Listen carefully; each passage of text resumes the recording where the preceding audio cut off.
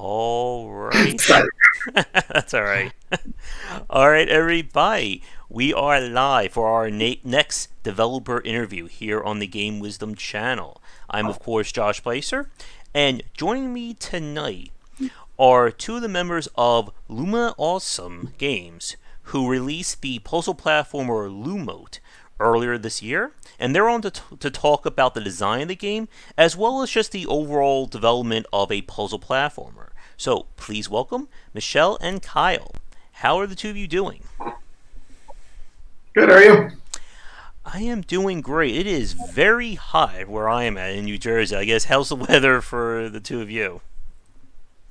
It is actually very nice right now. We're just kind of surrounded by windows here, and it's just all sun and trees right now, so not too bad. It's great to have the two of you on. We were talking about setting this up a few months ago before basically all heck broke loose and shut things down. But it's definitely great we were finally able to get things on. And again, I just want to say definitely congratulations on the success or in the release of Lumo from earlier this year. Oh, yeah, thanks.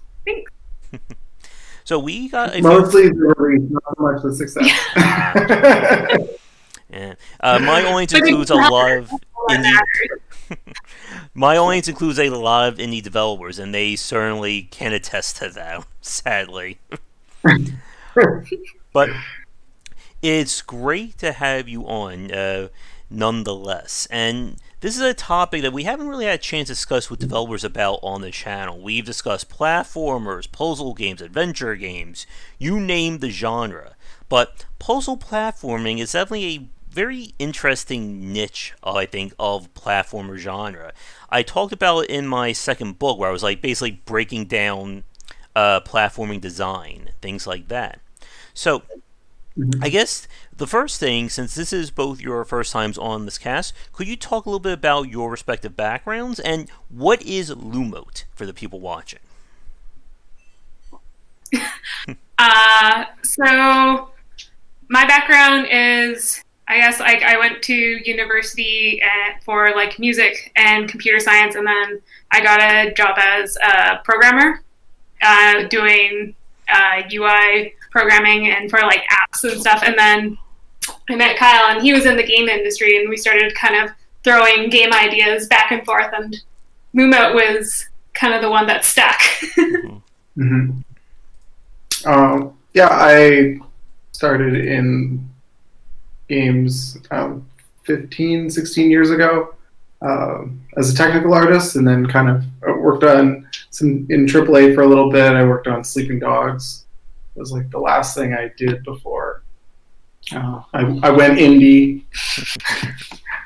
And then Lumo was just sort of actually came out of a game jam. Michelle and I were like spending a bunch of time working on different like prototypes, different ideas, and none of them were didn't really like gel, didn't really work. And then when Unreal 4 came out, we did the Unreal Game Jam, and so the first game jam that they hosted or whatever for Halloween, the theme was bump in the night, bump in the dark, something like that. Mm-hmm. And so Lumo, the original genesis of Lumo, actually came out of that game jam. Okay. It's a very different game from like what the game jam was, though. I think it really the only thing that stayed the same is the light aspect of it. Yeah, the mechanic of the light used to be much more important. Mm-hmm. Now more, the game is more just, it's all sort of illuminated and it's just pretty. But initially, light was our game jam analog to sound. So the game was actually intended to be completely like in the dark, and the sound would like bounce around, and that would be like how you would navigate like kind of echolocation. Mm-hmm. Turns out people don't like playing a game where everything's completely dark. Oh, they like seeing things. The more we showed it, the more everyone was like, "Oh, I'm confused. Why is it so dark?" Mm-hmm. And there's only a topic there, I think, about just like getting the lighting right in some of these games. So, like for myself, I hate dark games. Like if I can't see, or if it's so dark that I have to squint to look at something, it just kills my eyes. That drove me like crazy when I play Amnesia from last decade, and some of the layer parts when your light runs out, and then they throw the screen blurring on top of that just to hit all the triggers of a migraine right there. Mm-hmm. I Yeah, guess, so I mean, you would have basically hated the first game we made. what year was the game jam that you first started with Lumote? 2014. Yeah, it's been like 5-6 years. Yeah, 2014. Yeah, Okay. I think that's when Unreal 4 came out. Like every indie game, you're like, we're gonna do this in a year. It's gonna be great. 4 years, 5 years later, it's like, oh, it's finally out. Yeah. And that's another thing I'm sure every indie dev watching us can certainly relate to. Because I know a few of them who are watching this who are probably thinking very much the same thing. It only takes a year to make a game. Especially a brand new one. Like, you get it done, you can, jam down in like 6 months if you're really good? Yeah, it took a long time. Well, there was like so many kind of like abstract ideas. Mm-hmm. It took a really long time to sort of narrow down. We didn't really set out to make a specific type of game. It was just like, well, let's just make something that we like to play and, explore the room. This is what happens when you have too many programmers and not enough managers. It's like the opposite problem of like a lot of different like companies. Yeah, one project manager might have been helpful. And with something like with Lumina, as you said, the original concept was going to be more light focus, or having light being more of a theme to it. Excuse me. I guess for the people watching us, again, I play the game. I think I featured it in a video. What is the general gameplay of Lumote in its current version? You want to describe that? And I haven't had to do like the sales pitch for a while. So Lumote, it's a game about like these two opposing powers. Lumote, this little dude, and the Master Mote. That's this like entity at the bottom of the world, and so you need to use your only ability, which is to take possession of the other creatures in the world and use their abilities to solve puzzles. And like as you progress, you're slowly changing all of the Master Mote power into Lumote, your own power. And so you can like always look back and be like, oh, this everything that was red Master Mote is now blue. And then you can like slowly go deeper into the world and finally do your confrontation. Yeah, I remember seeing the game on one of the press sites I was visiting, like looking for games of Spotlight, and like the style definitely caught my eye. Again, that the stark contrast between the blue and the red. In terms of, I guess, the aesthetics. Again, you mentioned, of course, originally there's going to be more of a light focus, but kind of the overall look of the game. Did that change at all during development, or did it remain pretty consistent? It sort of it had a beginning and an end, but it didn't really. There was kind of like two different styles. There was the initial one, which was this idea. Because three of us are programmers, we're inspired a lot by just like science. So we had this like idea of like all this like geology, and so the initial sort of concept for the look of the game was that all these creatures were actually sort of like inorganic life. So it was all these different crystals that were like moving around and all this kind of stuff. But it was like really difficult to like understand that they were alive, and we didn't really have an animator other than me.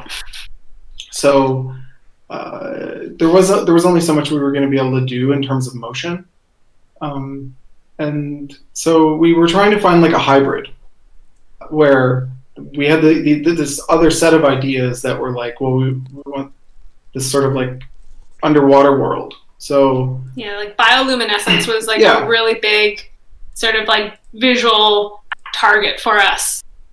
We spent like and you can kind of like see it in all the different creatures. from Lumote as well, where there's like the jellyfish and like the sea anemone and all that. And so a lot of, just deep sea things that are familiar yet really alien. Mm-hmm. Yeah. So in the end, the design of the characters is all this idea of like taking a crystal and then like mashing it with a sea creature. So if you think of like the shells of like different sea creatures just being replaced by like clear like pieces of glass and stuff, right? That was sort of like kind of ultimately the trajectory we were going on. So, but there was really only that sort of evolution of like how organic is the world allowed to be. Mm-hmm. Beyond that, it was more just like the time it took to find a concept artist that would help us like kind of figure out how we wanted it and stuff like that. Yeah. And then like color wise, it was like I said, because we wanted all of the visual elements to kind of help push the like mechanics and narrative. That's why we had like everything that was Master Mode was red, and then everything that's Lumote was blue. And then because each creature could be possessed by like Lumote or the Master Mode, they had that transition of color depending on like who was controlling them. And then once you were done a room, you could see everything that had been red that the starting state had like transitioned over. Kind of gives people that little like mental like completionism. It's like, yes, this is mine now.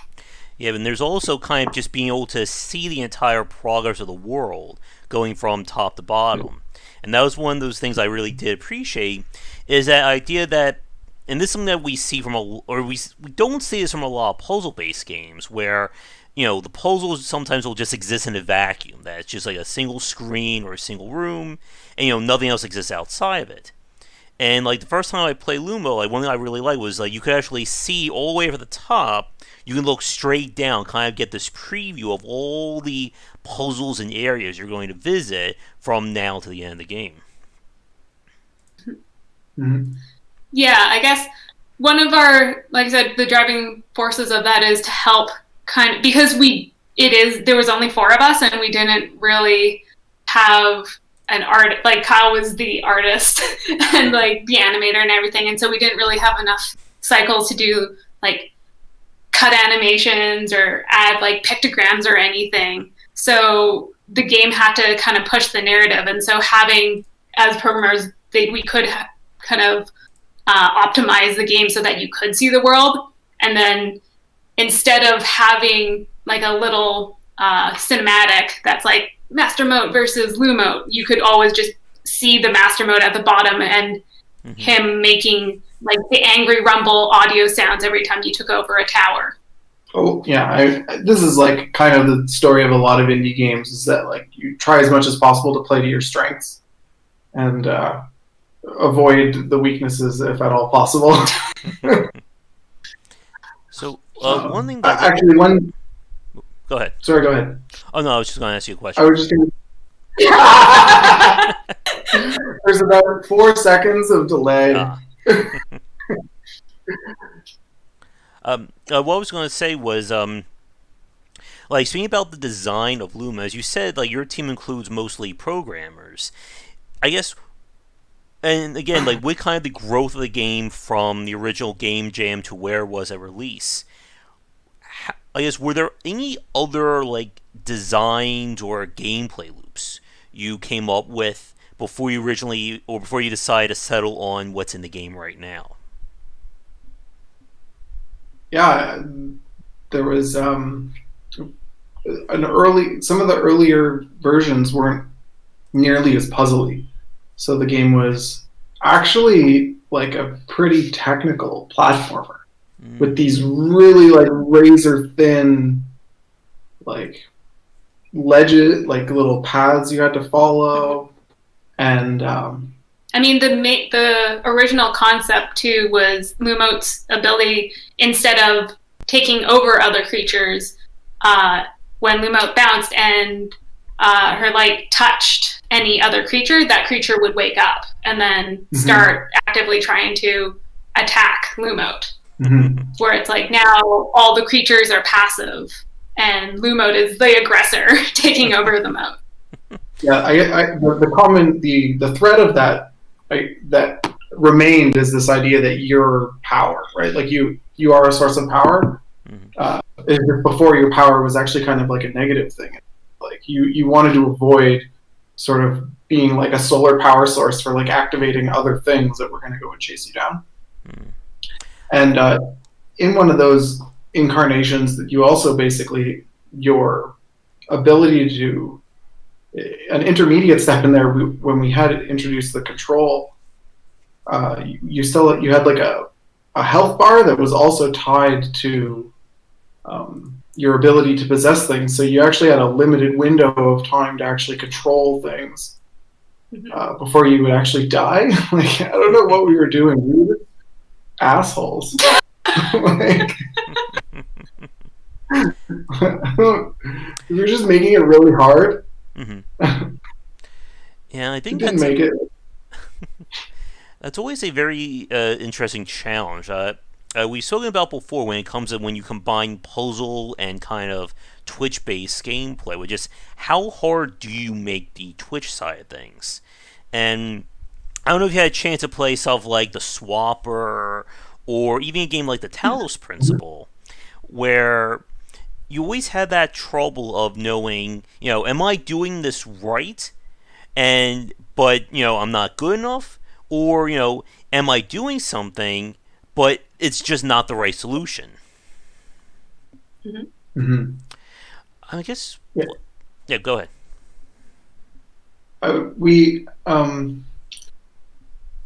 That's just really hard. And, like, it's not even necessarily sometimes you just screw up technical things, and people think that they're doing things wrong, and it's not actually a puzzle design issue or an understanding issue on the part of the player. It's actually just like, we have a puzzle in Lumote now that I watch people stream the game still, and I just cringe every time, because it's like sometimes you just have like, it's like, well, how do you fix this like technical issue? Like, there's something wrong with the math, or this third-party library doesn't work right. And it's just like, well, you do as much as you can to work around it, and then just like hope people don't get too frustrated. I think no matter what, when you're creating a game like that has a technical level of that goes up in technical difficulties to a certain point and is platforming, there's always going to, once you get to the more difficult levels, there's always going to be those people who aren't really sure. Because even like we've had like a bunch of our friends played the game, and one of them, he got like really far deep into the world, and he got stuck on a puzzle. And so I kind of looked at it and asked him like how he was doing all the other puzzles, and he thought the mechanic that was everything was supposed to be based off of and teaching, he thought he had been like cheating the system, but it was like, no, you were doing it right. But because he thought he was cheating the system, it never really stuck. Yeah, he was like constantly fighting against his own understanding of the game because it didn't seem right. I don't even know how do you solve that? Yeah, and that's something that I've ran into myself with playing so many different like platformer and kind of like player skill focused games, especially from independent developers. Like, you can't really get into the developer's head sometimes and know, am I doing this? Am I being clever? I forget who I spoke to about this, but that idea that like good game design is kind of letting the player figure it out on their own, even though you're kind of passively guiding them. But the challenge, of course, is sometimes you just don't know, is this the right solution? I think this is something that we've seen a lot more with kind of the rise of like speedrunning as becoming more of a popular form of playing these games. Like, we've seen, I know more for myself, like we'll play games where I figure out some very easy strategy and I think to myself, was this intended? Is this the right way of doing this? Or I come with some incredibly hard, overly convoluted way of solving a puzzle, and then it's like, did the developer actually intend this, or did I just miss something painfully obvious that will have solved this, 20 minutes earlier? Mm-hmm. I think that's the thing too, because you don't want to kneecap the speedrunners. Like some of our most like arduous players are speedrunners, and they're the ones that just like keep coming back and go to our Discord channel and like are constantly talking about the game. And so you don't want to take things away from them specifically. Like one of the guys who's in our Discord, and he's been there for like a long time, and he started doing some like playtesting for us.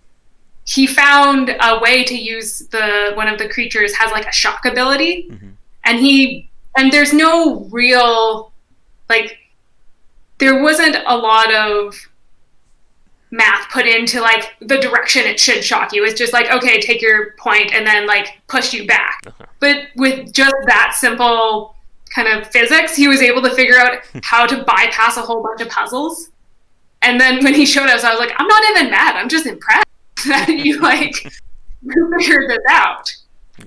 Yeah, we never set out to make a physics-based game, but it's amazing how like even having one mechanic that has momentum in it, like all of a sudden like really rigid, like our puzzles are intended to be fairly rigid in the way you solve them. Just everything just gets thrown out the window. Like we had this like term called baby gates, and you had to basically like create baby gates everywhere, because it was just like, oh, you can like bring this thing up just like one extra voxel and then like pop it off, and next thing you know, it was just like. So in the later game, those become very technical, so we left them in. But in the early game, like we really had to spend a lot of time making sure it was just bulletproof, because we don't have a tutorial. You learn the game by playing it. So especially in like the first, before like the puzzles right before the first tower, we basically showed that at every PAX for 3 years. And then like constantly at local indie events and like everything. And we were just taking notes. Like probably thousands of people played the game, and we were just like, yes, okay, plug another hole. Because like that, I guess to your point, like, you probably see that a lot more with games, especially indie games now, just because a lot of indie games do what we're doing, which is they're trying to make games that don't have tutorials, right? And that definitely removes a certain amount of like, confirmation that the player has that they're doing things correctly. Yeah, onboarding is definitely a very complicated topic. That is something that we have spoken about at length on these casts and the videos that we do on the channel, and it is very tough. Like, it's one thing that I think a lot of indie developers tend to struggle with, because as you said, like when you don't actually have an official, quote-unquote tutorial, you go here, click on this, jump on that. It's very hard to sometimes know, is the player picking up on those lessons? And like for action-based games, they typically can get away with this with kind of like an organic tutorial. Like Mario, Super Meat Boy, anything that's so player-intensive that, if they can beat the level, they've mastered that mechanic. But when we start getting to more like esoteric designs, especially again like puzzle solutions or puzzle-based mechanics, it can become very difficult. And I know, for myself, I've played games in the past that made use of puzzle mechanics where I'll solve a puzzle, but then I sometimes miss that connection of, oh, this element could have been used a different way. And then when I get to that puzzle, it's just, a complete blindside. Like, I have no idea how to solve this. I think a big issue with that, too, is, like, I think for me, like, the key of a good puzzle game is, like, you get a mechanic, and then you understand how that mechanic works, and then later on, it's, like, that mechanic ends up, like, turning... It's still the same thing, but you find out it can be used in, like, a separate way that you never thought of before. And so, like, having it where you teach a player, like, all the basics of something and then still try to get them to, like, figure out this roundabout way of using it. It's, like, it can come off as, like, very, like, hard to to translate. Yeah.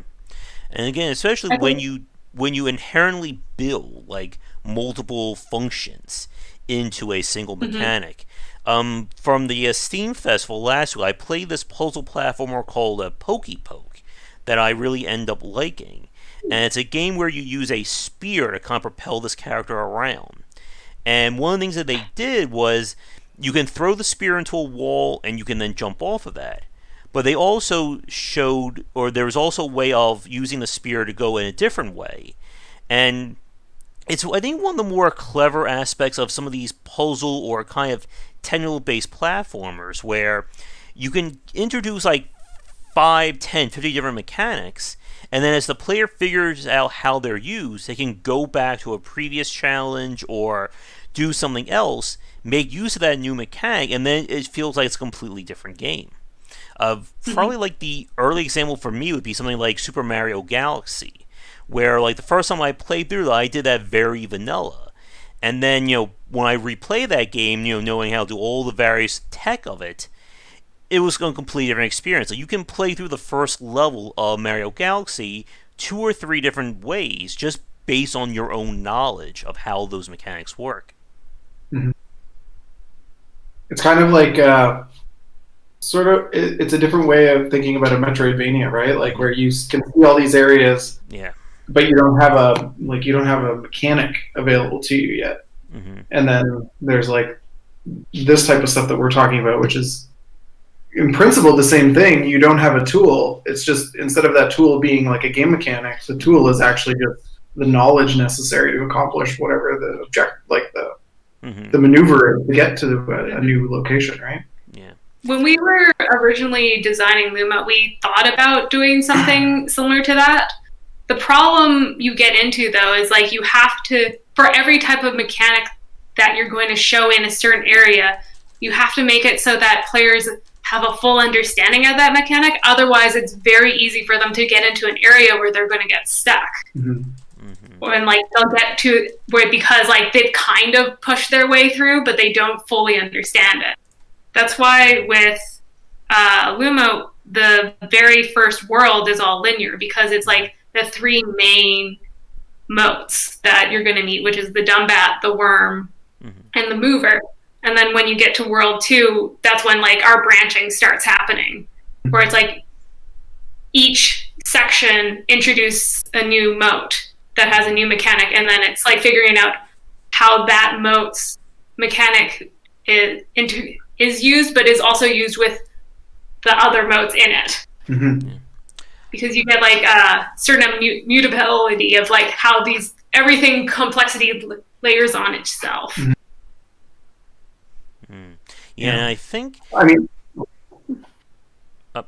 I was just going to say, in addition to that sort of like non-linear experience, like it was just like an idea that we were playing like lots of different games, right? And so, one of that idea of like having the puzzles be a little bit more non-linear came from this actually playing a bunch of Dark Souls or Bloodborne actually, and we really were obsessed with this idea that like the game where you could see somewhere that you wanted to be, or that you might be in the future, and then go there, and then maybe that unlocks, and then you can actually cross through that place again. And so not only were we expecting to be able to design puzzles where you could kind of play them to some degree out of order, but those puzzles would also like intersect with each other so that you could cross over them again. So the same puzzle at like a different height in it, or something you solved in like the first section of it, will come back around and become like a tool that's necessary to solve. It was just like, it's a level of complexity that like you need. That would have been a way more than 5-year game. Yeah, that would have been. Yeah, that would have been way more than 5 years. Yeah, and again, like when we talk about complexity in like platforming, not even like talk about the puzzle side of things, but just in platformers in general, there's, as we said earlier, there's always that inherent skill ceiling you have to worry about when you're designing games like this. I remember when I was playing Lumote, like I think this was like a week or two after its release, that I did get stuck on like one jumping section. I forget. I think this was either in World 2 or World 3, where it felt like I needed to make almost like a pixel precise or very precise jump off a ledge to reach a platform. And one thing that I've always found very fascinating or very interesting about these discussions is just, again, like, how high do you set these skill ceilings in these games? Because, again, as you said earlier, like, Lumo in earlier version was far more technical. And I could definitely see how you could approach the game like this. Again, for the people watching, we play through games like Celeste, and Celeste is a very technical and finger-breaking game. And there's yeah, and you always have to, I think, from the design point of view, think about, who is the intended audience of this game going to be? Am I making this for the Kaizo Super Meat Boy, Grandmaster players, or can somebody who has never touched a platformer can at least get something out of this game? Mm-hmm. I guess, like, we wanted to have, like, with Lumote, people who weren't familiar with games could still pick it up and, like, slowly learn and get better. We actually brought Lumote to a kids Comic-Con, too, and just had, like, a bunch of, I think, like, 6-year-olds play it because the colors and, like, the visuals of Lumote is very enticing to a small child. And in the earlier sections of the game, yeah, it's like kids can pick it up pretty easily, we've seen. Mm-hmm. In fact, there was like one section where a lot of kids got stuck that we kind of made it a little bit easier so that they can like learn it better. And then we were hoping that by the time you got to like World 2, your platforming skills would have like increased at that point. Mm-hmm. I actually wonder which puzzle you got to where it's like you had to jump really precisely, because one of the things I tried to do was make it where you could use like other things in the level to actually make it a lot easier. So like if you had grabbed a dumbat, you could probably have gotten like higher and jumped to it, and then it wouldn't have been as hard. Yeah, it's been and that's kind of goes back to like the whole like twitchiness of a game where it's like, so with puzzles, you sometimes don't know. You're like, am I cheating the system where like this is something I can do without like what I necessarily need, but it's still a valid way of solving. Mm-hmm. Yeah, but like having like open-ended puzzles like that is another like kind of like very high level, very expert kind of design. We've played games like from Zachtronics, who his games are just very much about these open-ended puzzles. And again, you run into that same problem that if I brute force this puzzle, let's say I figure out that very rare solution that completely like disregards your mechanics, and I solve it, and then I move to the next puzzle where it's now required, and then I'm like, how I have no idea what this puzzle is. And that is often, I think, one of the more frustrating, one of the harder aspects of these kinds of games. Because, as the two of you said, like a game like Lumote or like puzzle platforming in general, it's very much that iterative process. What I learn in puzzle 2 is going to help me on puzzle 3 and then puzzle 4. Mm-hmm. So even if you do allow the player to skip a puzzle, it kind of breaks that whole momentum. Because if I can do puzzle 2, but then I fail at puzzle 3, it doesn't matter if you jump me forward to puzzle 5. I'm not going to have that knowledge base to figure out how to solve it. Mm-hmm. And I think the key to that, which I hope we achieved with Lumo, but who knows, but like however many people have played it at this point, is what you're trying to teach in that puzzle room, the core mechanic that needs to be brought over to the next room can't be fudged, but everything surrounding getting to that spot can be. Is like sort of the open-endedness, where it's like, no matter what, you need to like put this dumbat on this mover to make it, or like, and then block this laser. Those are the 3 steps you have to do in that order no matter what. But how you get that done back up to that platform, that's all on you. Mm-hmm. Mm-hmm. Yeah. And that's like, I think that's how to kind of get around the iterative nature of teaching people things, but still giving them the freeness to like figure out how to do stuff.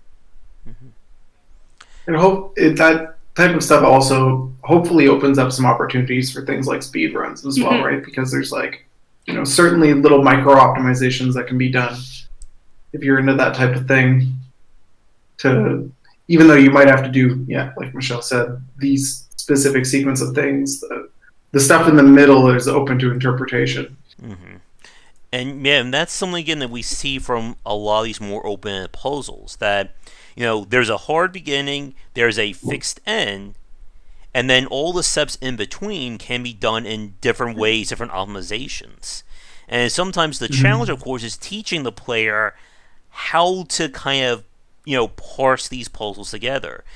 We played a game on stream a few weeks ago. We had developers on watching as we play this puzzle game.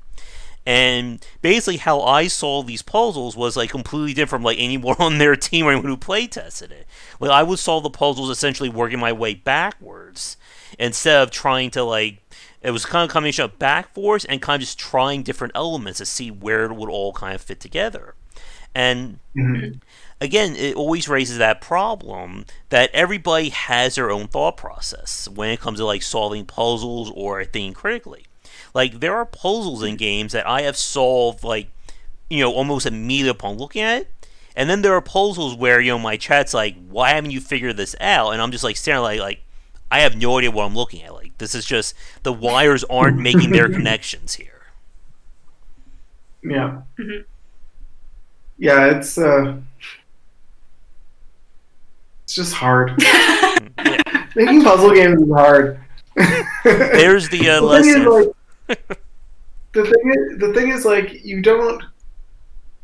Yeah, sometimes when you're designing these things, the solution might even when you're doing like the reverse is also true, right? Like you can be at the very beginning of a game, and it's like why am I like two puzzles in and like I just can't figure this thing out, and it's just like I missed this one thing, or in the case of Lumote, we had that a lot when we were working on that first tower. It's like, why can't you figure this out? Like, it's just like right there. Like, you just did this thing in the last room, and there's only that same thing to do in this room. Why can't you do that? But like, it's just the way those connections just haven't been made yet. Yeah. And it's super tricky. Yeah. Again, like all of this is just how do you make a game without a tutorial? Is really the trick to all this. We ended up like our process there was, I don't know who we got it from, but it was just like through a bunch of other people, articles and videos and stuff about this idea of the rule of threes is classic, and it is for this. We try to apply that as much as possible here too, where it's just like we give you the same thing 3 times in a row. It's like if you solve it by accident the first time, well, hopefully you get it on the second time. If you don't get it the second time, then we're going to do it once more. And if you haven't gotten it again, I'm like, what do you do? Yeah. Yeah. And that comes down to like the difficulty level too. Yeah. Like how difficult are you going to make your puzzles? Because you have to have a skill like floor where it's like the person who's going to play this game. Because you have like those puzzles that are just go super insane and super difficult. And then you have like the easier sort of puzzle games where it's just like the same, like it's basically one mechanic that you just use over and over and over again.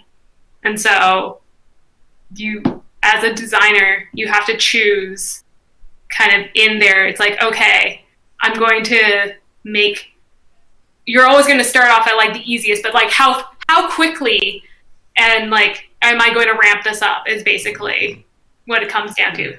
How quickly I'm going to ramp it up, and how hard am I going to ramp it? Yeah. Well, and even just like the axes of complexity, right? Like you can, or like axes of difficulty. You could make a puzzle more difficult by making it more complex, like adding more steps, but you can also make a puzzle more difficult by obfuscating it, right? Like I put like a wall here, and you actually have to walk around the wall or like platform up and look at it from a different perspective, right? Mm-hmm. And doing that forces players to build like a different mental model than they might normally have. So it becomes like it's not just a problem of like solving the puzzle and understanding where to like how all the things work, but actually getting the right like physical perspective of the puzzle to actually understand what it is.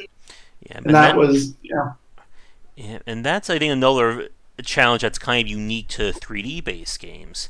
Because in 2D, again, you have the camera and the game space are one and the same. You see everything kind of laid out as clear as day. But and yeah, I've ran that myself with 3D games where because my camera was was not turning just like this. For those of you watching, you see how my hands are turning. I missed that one lever or that one ledge that I was supposed to use to climb up, and it can just it can just completely wreck any attempt at solving these puzzles.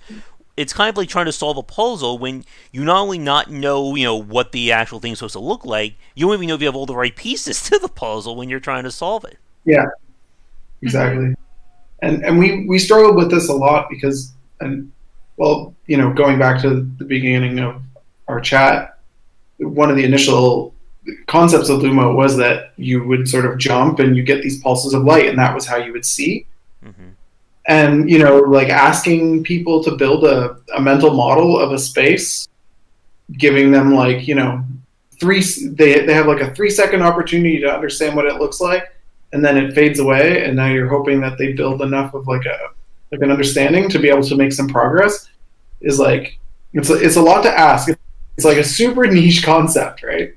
So even after adding all the light, still asking people to build those mental models. Like if the puzzles could only get so big, like just in terms of their surface area before, even if they were really simple, just having a really, really big space to solve it in made it like really, really complicated. People just started like kind of breaking down.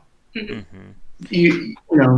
They're more than capable of solving the puzzles. It's just becomes maybe like you get like a false sense that it's more complex than it's supposed to, or than it really is. Yeah, and I just remember the perfect example of that happening to me was playing Portal 2, and there's a puzzle near the end of the game. It was like kind of like the end of the middle when you're kind of like underground that facility. That there's this one room where you're supposed to set up portals to spread like this bouncy goo around, and for the life of me, I have beaten Portal 2 at least on 3 or 4 separate occasions. That one puzzle always stops me dead in my track. Like for some reason, I can never remember the solution to that puzzle. And again, it falls in that situation where I always miss something that's very obvious. I think it could have been like a wall I was supposed to set a portal on, and because I missed that one track, I try literally every other solution. Like I'm pretty sure I came close to like speedrun solutions of like just like circumventing the puzzle entirely. But again, like no matter what, again that connection just does not get made for me when I first play it. Yeah. And I think, even the difference between first person and third person 3D puzzle games like that, it makes a big difference. My intuition is that first person games are in some ways much closer to the 2D games, just because what you look at is what you're interacting with, right? Like it's because you're basically just moving your mouse cursor around and clicking on things. Whereas like in a third-person game, your axis of motion and so how you interact with things is actually completely independent of what you're looking at. Yep. So, and we tend to point the camera down so you can see where you're going, but like lots of things might be like flat or somewhat up, and as soon as you ask people to look up, it's like, this gets weird. The camera was also something that took us like a long time to settle on.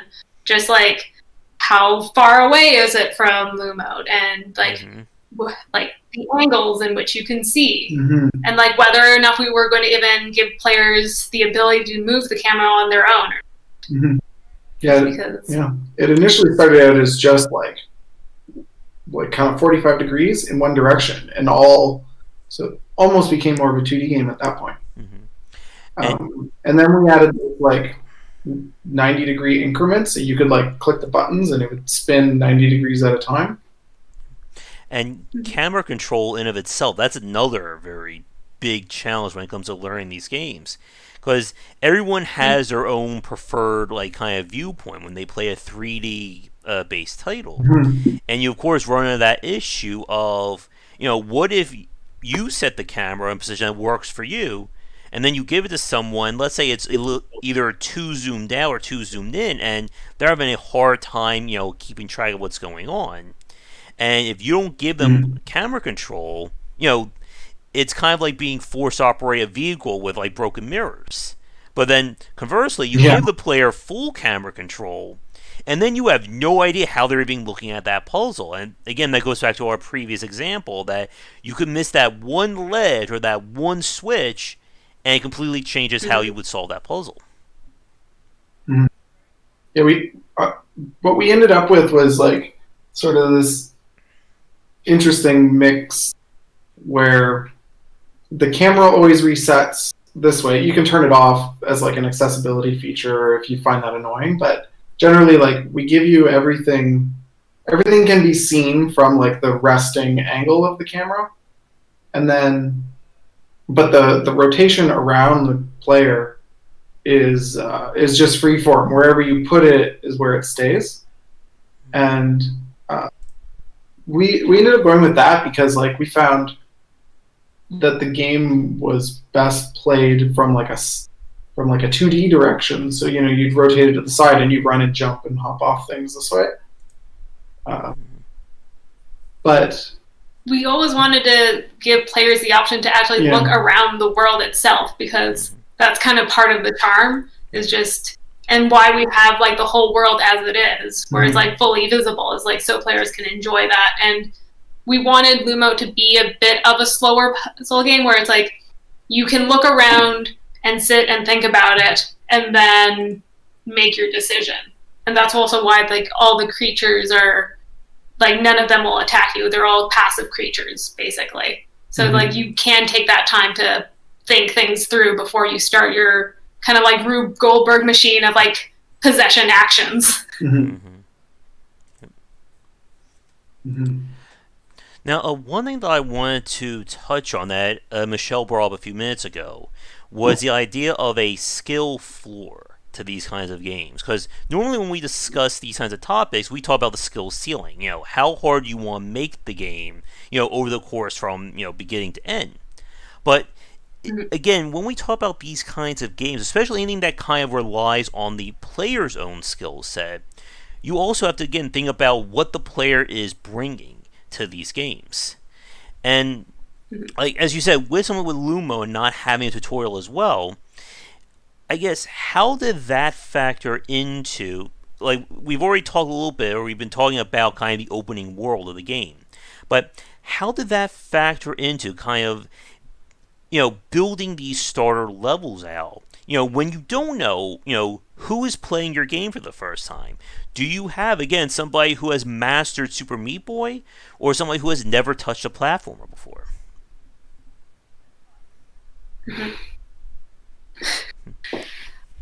It's actually, but there actually is a little bit of like a tutorial in the game for just which buttons to press. And we wanted basically for like a small child to be able to pick up the game and start playing, and then it's actually on a timer system where it's like if you're in a certain area for just the tutorial area and you don't know, you've never played a game before and you don't know to hit A to like jump, then after I think we hit like 5 seconds or something, 5 or 10 seconds, then the button actually shows up on screen. And we do that for like the basics abilities of like jumping, possessing, and then double jump. But and the camera control. Oh, and the camera control. So the first few puzzles you don't actually have to move the camera at all. You can play through like the first three checkpoints, and then when you get into that fourth room, the camera is actually oriented in such a way that like there's a wall, right? And so then the camera comes behind the wall. And if you just stay like that, there's all these there's this little basic bit of platforming you've got to do, and if you don't never rotate that camera, then you can't actually jump up, so you're just kind of stuck there. And there's a big volume there, and if you just stay like that with Lumote occluded for I think it ended up coming down quite a bit. It's probably 3 or 4 seconds. Then it'll actually just pop up a little thing and be like, hey, just like move the mouse or move the thumbstick. Just to give people a hint, like, oh, I can do that thing. And there's lots of people who don't, they either play mobile games and they were attracted to Lumote because of the colors, and you'd see them do it, and then you just see this like little light bulb turn on, and then they would just like continue playing and have no problems. Yeah, and I think what you just described there about kind of the tutorial only revealing itself to the player is stuck. I remember that from Little Nightmares as well, and I think that's another, I think, very challenging part about these kinds of games, is that sometimes the player doesn't even know that a mechanic exists.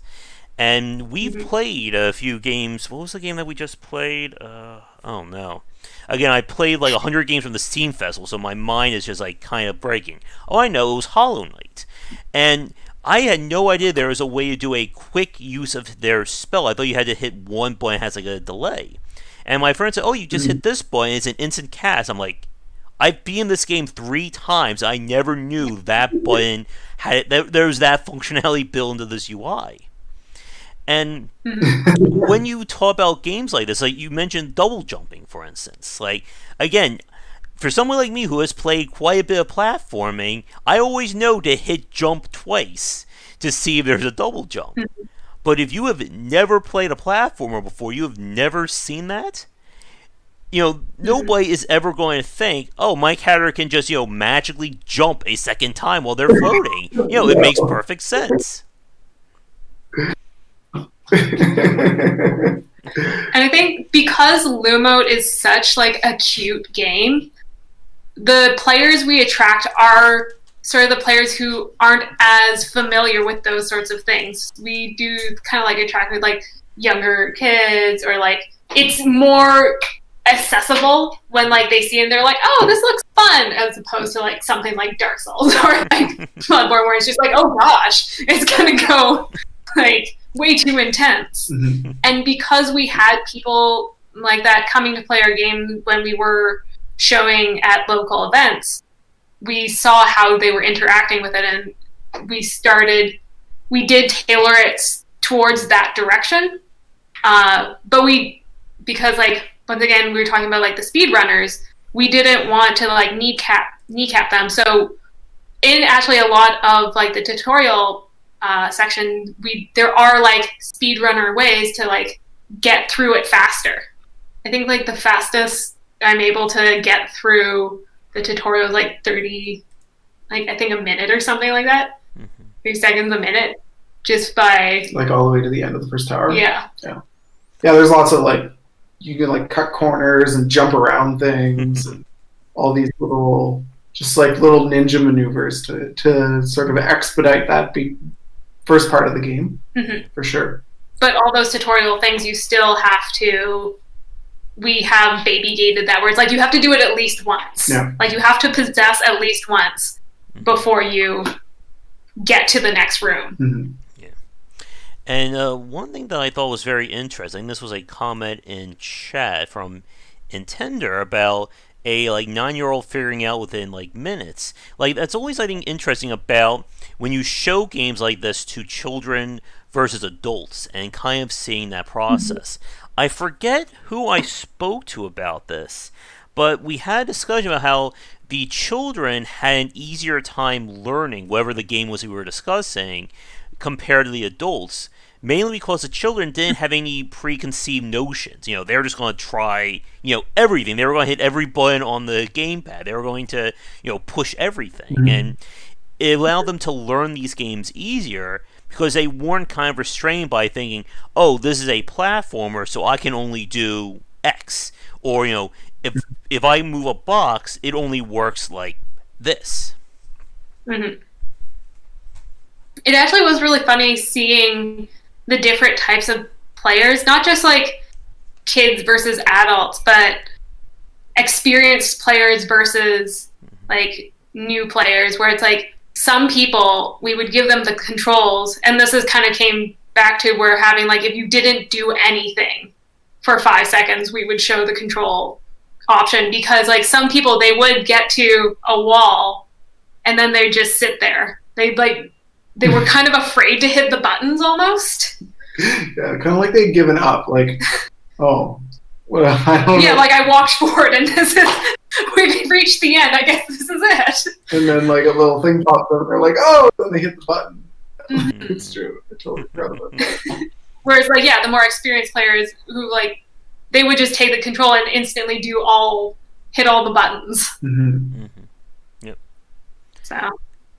Let me see. We are approaching an hour in. I think I just have a few more questions. And for the chat watching, if you have any questions regarding Lumote, puzzle platforming, anything like that, feel free to post, and we will try and get to them. But children will open childhood medicine in a heartbeat.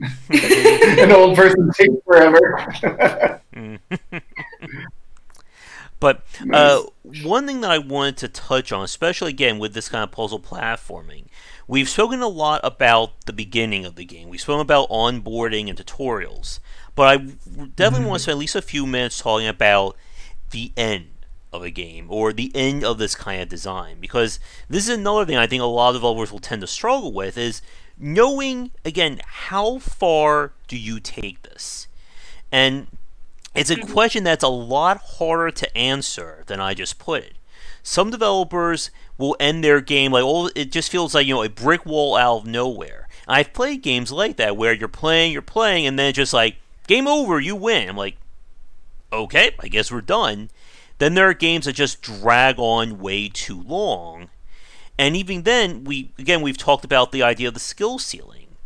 Do you just keep escalating these puzzles to the point that maybe only like 3% of your players can finish it? Or do you cut the cord, or you rip the cord a little bit sooner than that, or a little bit earlier? I guess like for us, we're kind of talking about these, like how to end a game in terms of like the difficulty, but one thing you also have to take into account is just like the amount of time it takes to make these puzzles. Like with infinite time, you would like craft the best like what kind of puzzle sequence to lead to the end. But there does get to be a point where it's like, okay, we've been working on this game for 5 years. We need to end it. And so, at least for us, like, we have the 6 set of creatures, and each one of them has its own ability, which gave us kind of like a natural way to progress the game, where it's like, World 1, you introduce your core 3. World 2, 3 different sections. Each section introduces a new creature. And then World 3, it's like all those 3 creatures interacting with the previous creatures, and then like one final kind of like mega puzzle, and then the end was how we did it. And even then, I have talked to like some players, and they're like, yeah, you got down to World 3, and it got quite a bit harder very quickly. And it's like, every time you kind of introduce those new mechanics, you do need to have that ramp up, and it's just hard to decide how much of a ramp. Yeah. And so we were kind of nearing the end of where it's like, okay, we actually need to hit this launch date just for our own sanity. It was like, okay, these puzzles are going in. Well, the thing with those 4 puzzles at the bottom too, though, is you've played through the whole game, You played through all of World 1. You've learned about all the basic guys. Then you go down to World 2. You get to choose your own adventure, but you have to solve all 3 of these chains of puzzles. That's like, another 7 puzzles each for each of those discrete mechanics, plus how they interact with everything you experienced in World 1. So now you've got these 3 creatures. They've never interacted together. So you take those down and you let them interact. Plus, they still have the combinatorial complexity of being able to use whatever stuff from World 1 existed. Those puzzles are difficult, but at the same time, how much ramp up is there actually? How much ramp up should reasonably be expected to be created when you've literally spent 7 puzzles learning each of those 3 mechanics already? So if I take 2 of those mechanics you experienced upstairs and combine them with some reasonable amount of time, we would hope you would just be able to solve it into 1 puzzle. Maybe we needed 2 puzzles. I don't know, but like I couldn't imagine like designing a set of puzzles for the bottom of the game where we like give you like another 3-step process of like, this is how these 2 can interact, and then this is a different way, and now here's the real end of the game puzzle. So that stuff is just like, that's where the floor comes in, where it's like we expect by the time you get to World 3, you're going to have a certain level of competency and like understanding, because even if you do add in some puzzles to help like reaffirm how mechanics work, it's like you don't really want to spell out. You want people to figure it out. That's the whole point of the puzzle, right? It's like figuring out for yourself how it works. This is sort of like the Metroidvania scenario again, right? It's like we've given you all the tools. Like it's time to be creative.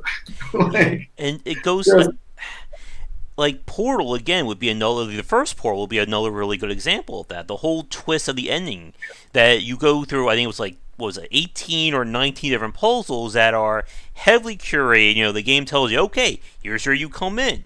Here's the puzzle. Here's the exit. And then all of a sudden you're thrown for that loop of, guess what?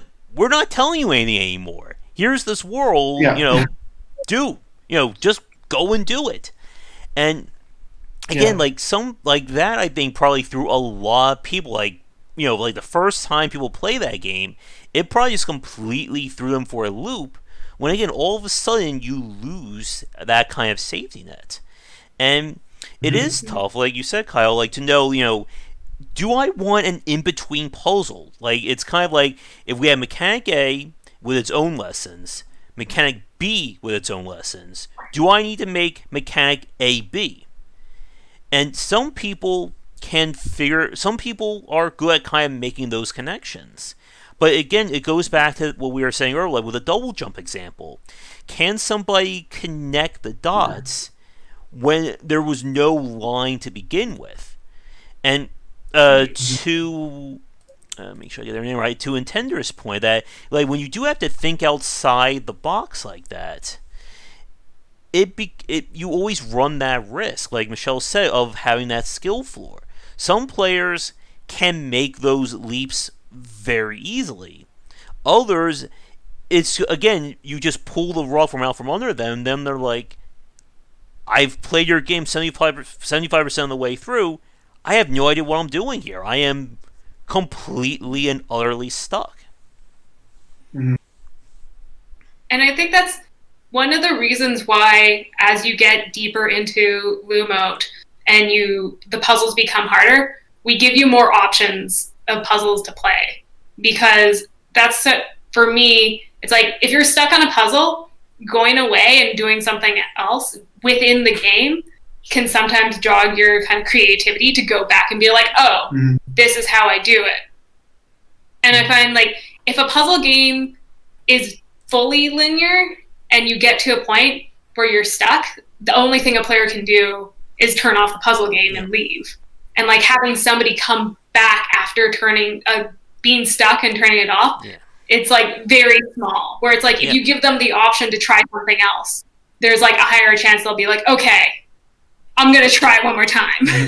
Yeah, definitely the teleporters in World 2 and the ability to just like exit the room and go to one of the other two puzzles in World 3, it was definitely like an attention retaining gimmick, basically, that gave us the ability to like, okay, it's fine, you're stuck on this one, take a break, go try another one. You don't have to like rage quit the whole game and like smash your controller or something. You can just like, there's lots of other stuff. I mean, eventually you're gonna have to go back to that, but at least you can enjoy yourself for a little bit.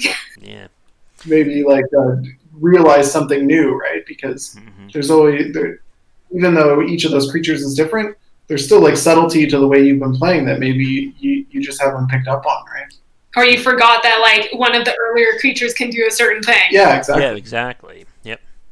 And yeah, to Michelle's point there, like I ran into that same thing when I was playing the puzzle game of Filament that came out I think a few weeks ago. That I got stuck at a puzzle and I was just done. Like I did not want to reload that game up again because I remember that brick wall I ran into. And I think that's another very like subtle element we're seeing from like some interesting design when you can give the player multiple routes. Or I always go back to Nintendo's example, like with the 3D Mario games, where there's 120 stars or whatever in Super Mario 64. You only need, I think, was like 70 to beat that game. So if you get stuck at one room or one challenge, there's a few dozen other ones you can do, and you can either eventually get the skills to beat that, or you can just completely ignore that, and you'll still get to the end of the game. Yeah, and that's like definitely a way of creating different skill floors, where it's just like, okay, your base player is going to do this line of getting the minimum amount of stars, but if somebody wants to be like a super keener, then it's also just an opportunity for replayability, right? I don't have to, like, I can go through it, feel like I've accomplished something, but I can still go back and like do those things. And it's like that sort of like a reward endorphin rush can be sort of like the completionist theory. Yeah, you can like sort of get more legs out of it. I think with that, I am just about out of questions. So I guess for the two of you, any other aspects of Lumote's design or the development that we didn't touch on that you'd like to bring up now? I mean, we built our own engine. That's more of a technical thing, though. That's a technical discussion, yeah. We could have a whole other 2 hours on that. Yeah. No, I think like Lumote. That's it. I think something that's definitely, as valuable as making the game. Well, almost as valuable as making the game in terms of its success. Definitely, just the whole marketing thing was something that we really struggled with. That's like you could do like a whole other series of talks just on like how people market games. I'm pretty happy with where we've gone today. Yeah. Okay. Yeah, and like we said at the start, unfortunately, I've heard that story before about a game just not doing well commercially. It's unfortunately something that we've spoken to plenty of developers about, and I do wish the both of you the best of luck with whatever you're working on next. Which, speaking of, that kind of takes me to one of my final questions. I guess, what are the two of you doing now in terms of like any game development, working on any games, etc.? Currently, we're not working on like any future games. We're still working on the ports for Lumote, so we want to get it out on like all the different consoles. But I think we're like, when you spend so much time on like one game, you like we have ideas on what to do, but sort of the takeaway that we had from Lumote was definitely to have a much more concrete like end game for it. Like when we started creating Lumote, we had the concept, we knew sort of like what we wanted the game to look like in terms of just like stylistically, but we actually didn't have like an end, like how the full game was going to end. We worked on the narrative part of it for quite a bit of time, and so having a better roadmap is definitely, I think, key to doing a game, like actually creating a game efficiently, as opposed to just like wandering about and be like, yeah, this seems fun. Yeah, and we're trying to get a series on the channel talking about kind of like beginner steps for new developers, and project management is definitely one of the big things I think a lot of new developers tend to mess up on. And it is something that I'm sure for the two of you and for everyone watching that you can certainly think of times where having, like an overarching structure or plan for your game can certainly could have helped out amazingly with the design of it.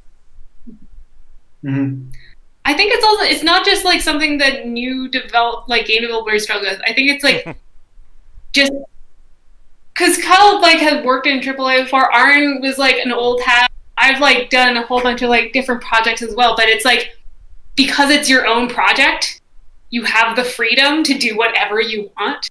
And so you take that when you do it. And it's like, no, there needs to be like a cap. And that's sort of what happened at the end, where we're like, okay, we need to actually get this out. And that's sort of when the most creativity happens, is when you actually are given a limit. Oh, yes. True. Having those constraints and limitations are such a... Again, like for a lot of developers, they'll think of that as being a bad thing, but it can be very important to set things up like that. Again, to have some kind of structure to how you're building your game. Because, as you said, like when you can sit there and just literally make whatever the heck you want, you run into that issue of, well, what do I do now? It's very easy to get into that. You just become like frozen in terms of I can go anywhere and do whatever. How do I get started?